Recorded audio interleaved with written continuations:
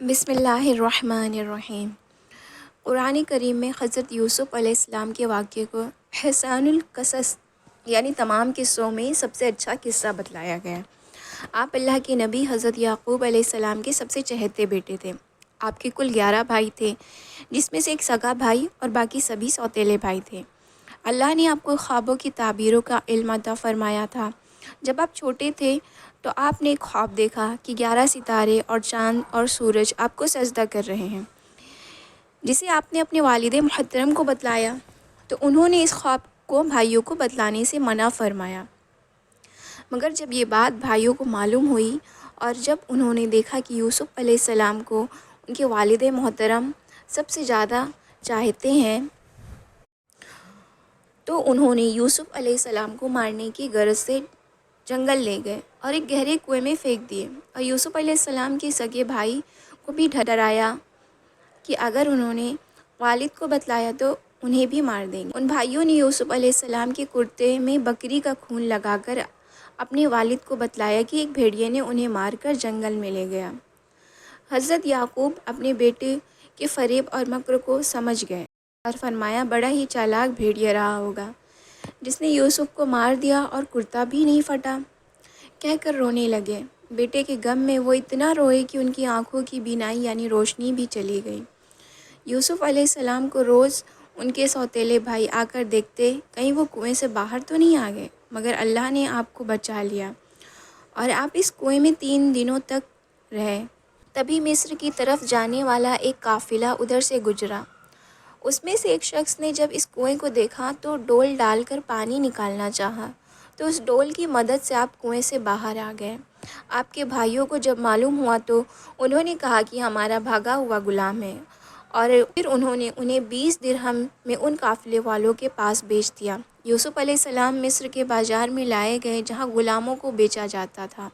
اب بہت ہی خوبصورت تھے، انہیں مصر کے امیر مصر نے خرید لیا اور اپنے شاہی محل لے آیا اور اپنی عورت زلیخا کے پاس لے گیا۔ یوسف علیہ السلام کی خوبصورتی دیکھ کر اس کی بدکاری کا خیال پیدا ہو گیا اور اس نے جب زبردستی کرنی چاہی تو آپ محل سے باہر کی طرف بھاگے۔ زلیخا نے جو انہیں پکڑنا چاہا تو آپ کا کرتا پھٹ گیا۔ تبھی اس کا شوہر عزیز مصر آ گیا۔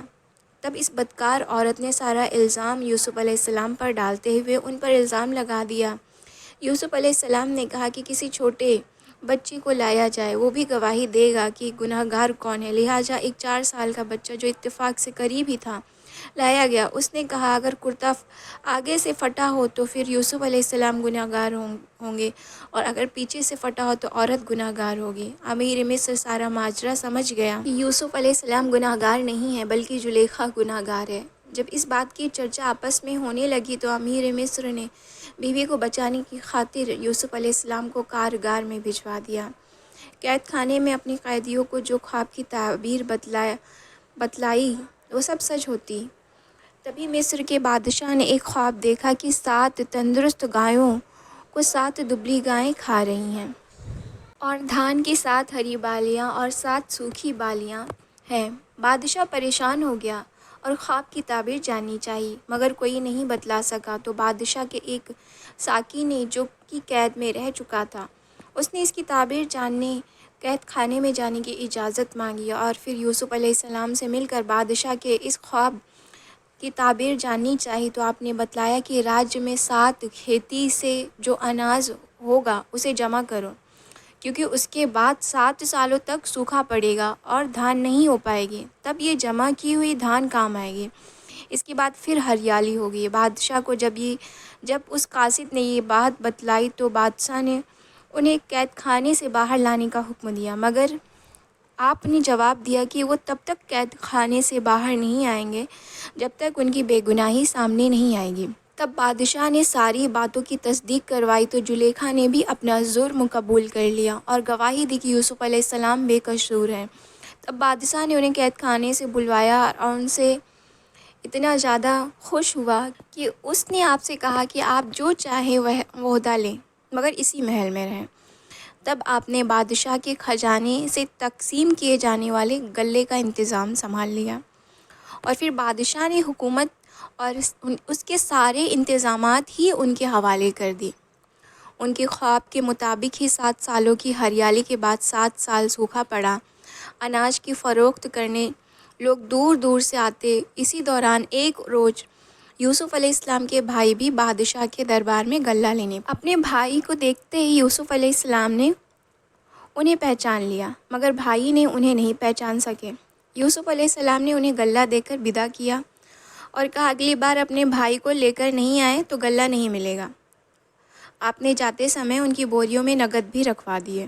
یوسف علیہ السلام کے بھائیوں نے ساری باتیں اپنے والد کو بتلائی اور اپنے بھائی کو لے جانے کی اجازت مانگی اور اس کی حفاظت کا عہد لے کر دوبارہ مصر پہنچے۔ یوسف علیہ السلام نے دھیرے سے اپنے بھائی بنیامین کو بتلا دیا کہ میں تمہارا سگا بھائی یوسف ہوں، اور اسے اپنے پاس روک لیا اور باقی سوتیلے بھائیوں کو واپس کر دیا۔ سبھی بھائی بہت مایوس ہو گئے۔ تب انت میں یوسف علیہ السلام نے ان سے کہا کہ یاد کرو تم نے اپنے بھائی یوسف کے ساتھ کیسا سلوک کیا تھا۔ تبھی بھائیوں نے بھی انہیں پہچان لیا اور اپنی غلطی اور گناہوں پر بہت شرمندہ ہوئے۔ یوسف علیہ السلام نے اپنے بھائیوں کو معاف کر دیا اور پھر والد کو ساتھ لانے کے لیے کہا اور ساتھ ہی اپنا کرتا بھی انہیں دیا کہ اسے والد محترم کی آنکھوں پر رکھ دینا۔ سبھی بھائی واپس آ گئے۔ جب وہ والد کے پاس پہنچے تو وہ خوشی سے کہنے لگے کہ مجھے اپنے بیٹے یوسف کی خوشبو آ رہی ہے۔ سبھی بھائیوں نے اپنے والد سے معافی مانگی، انہیں سارا حال کہہ کر سنایا۔ ان کے والد نے اپنے بیٹے یوسف کا کپڑا اٹھا کر اسے چوما اور جو ہی آنکھوں پہ مس کیا ان کی آنکھوں کی بینائی واپس آ گئی، اور پھر وہ سبھی یوسف علیہ السلام سے ملنے مصر کے جانب روانہ ہوئے۔ مصر میں داخل ہونے پر ان کا خوب سواگت کیا گیا۔ جب وہ سبھی یوسف علیہ السلام کے دربار میں پہنچے تو سجدے میں گر پڑے۔ یوسف علیہ السلام نے اپنے والد محترم سے گلے لگ کے، ان کی آنکھوں میں خوشی کے آنسو تھے۔ اس طرح یہ تھی اس کی خواب کی تعبیر جو انہوں نے 11 ستارے اور چاند سورج کو لے کر کی تھی۔ سبحان اللہ۔